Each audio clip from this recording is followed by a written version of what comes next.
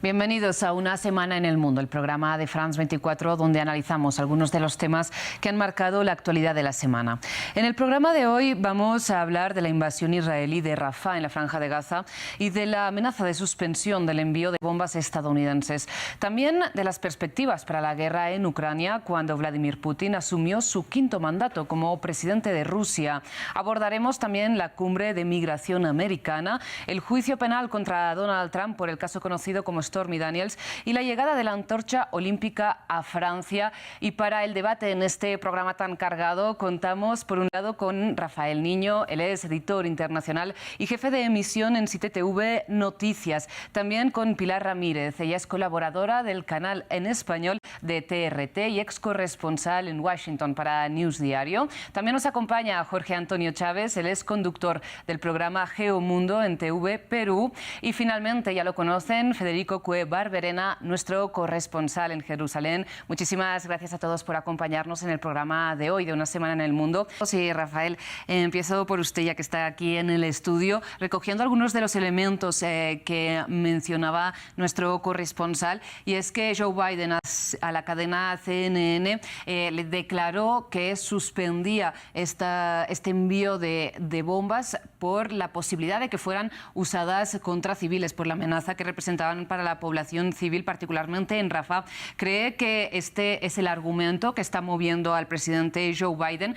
Sin embargo, el ejército israelí ya ha matado a cerca de 35.000 personas en la Franja de Gaza, ¿no?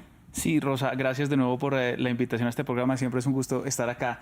Lo que está moviendo al presidente Joe Biden en este momento es una presión que le está llegando de múltiples frentes. Tiene una presión civil de la sociedad que se está movilizando. Ustedes han visto y lo han registrado también las protestas que se han extendido por todo Estados Unidos, los estudiantes que han parado las clases, que han frenado, que han alzado su voz, y además una presión que se ha movilizado por todo el mundo. Ya salió de Estados Unidos, tenemos incluso hasta registros en México de manifestaciones a favor de Palestina. Entonces hay una presión muy fuerte de la sociedad civil que exige respuestas.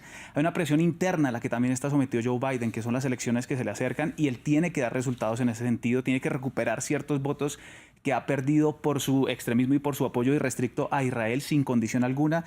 Tiene también, si se quiere, una presión judicial. Hay una preocupación grande en Estados Unidos por lo que pueda pasar en la Corte Penal Internacional con miembros del gabinete del gobierno de Israel, con una posible orden de arresto que viene días rumorándose que puede estar lista para ser expedida y que además debilitaría, por supuesto, la legitimidad del Estado de Israel y sus actuaciones en Gaza. Y también tiene una presión diplomática. Tú bien lo mencionabas, el resultado de la Asamblea General de Naciones Unidas pues es una respuesta firme de varias naciones que están pidiéndole pista y que están pidiendo que se escuche esa voz de Palestina, que se tenga en cuenta, que se mire a los civiles. Y ese es el punto de todo esto.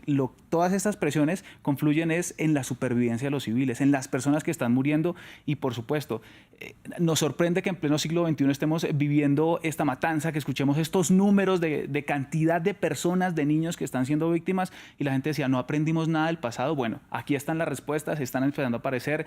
Tal vez no sean inmediatas, tal vez esto no tenga una respuesta, tal vez esa orden de arresto no llegue en los próximos días como está esperando, tal vez esas protestas parezcan algo aislado, pero es una presión que empieza a filtrar y como tú lo decías, o el corresponsal, si no estoy mal, es una pequeña fisura que hay entre esa relación irrestricta entre Israel y Estados Unidos. Rafael, ¿coincide? ¿Cree que le va a funcionar esta disuasión a Vladimir Putin?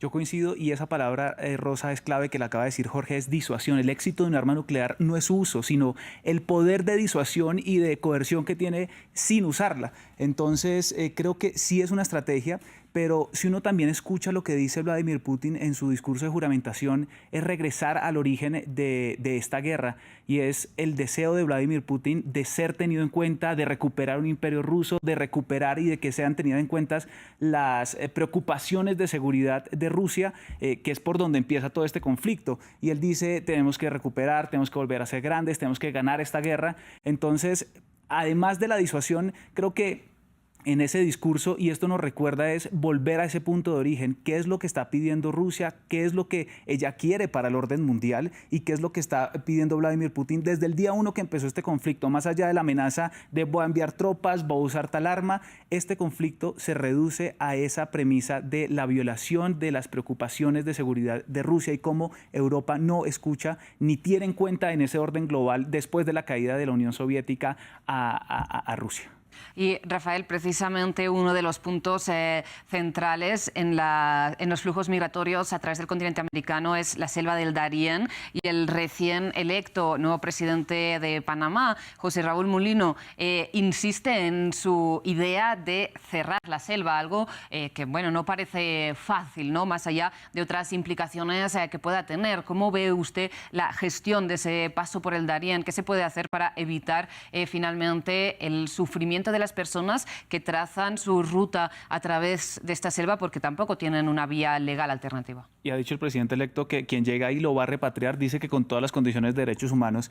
Y más allá del anuncio en dólares que sale de esta conferencia por parte de Estados Unidos, uno no ve una coordinación entre países, y es precisamente, creo que hacia allá hay que apuntarle al problema, y es que la migración es un fenómeno creciente en todo el continente y tiene que hacerle frente todos los gobiernos. Esto no es que Colombia dejó pasar, Panamá dejó pasar y por eso es que están llegando a Estados Unidos. Entonces, lo primero es que uno tiene que ver una coordinación entre países para lograr eso. Lo que tú dices del tapón del Darién es gravísimo. El año pasado pasaron 520.000 personas expuestas a todo tipo de violaciones de derechos humanos, de su integridad. Hay que también hacer un frente muy fuerte contra la ilegalidad, personas que se aprovechan de la vulnerabilidad de estas personas que están intentando buscar una mejor vida, pero que son instrumentalizados, que son robados, que son sometidos a condiciones indignas. Entonces, ese frente de trabajo común de los gobiernos tiene que apuntar también a hacerle frente a la ilegalidad que hay allá. Pero además, y lo dijo la canciller mexicana en esta cumbre, es ver cómo los países de origen pueden solventar esas causas que promueven la migración, la falta de empleo, la pobreza extrema en esos países. Entonces, claro, esto es a más largo plazo, porque la pobreza no se soluciona de un día para otro, ni con unas medidas se va a evitar la migración, pero creo que también esa plata y esa cooperación entre países tiene que apuntar a ver cómo se resuelven las condiciones estructurales de la migración. Si no, la gente va a salir buscando, va a seguir saliendo en busca de una mejor vida, y eso va a ser imposible detenerlo. Entonces, trabajo común, trabajo organizado entre los gobiernos frente a la ilegalidad y resolver esas condiciones estructurales creo que es clave para resolver este problema migratorio. Seguiremos de cerca todo lo que sucede en la actualidad internacional aquí en Una Semana en el Mundo de France 24. Antes de terminar, como siempre, el agradecimiento es para todo el equipo técnico y el de producción, y a ustedes por su atención.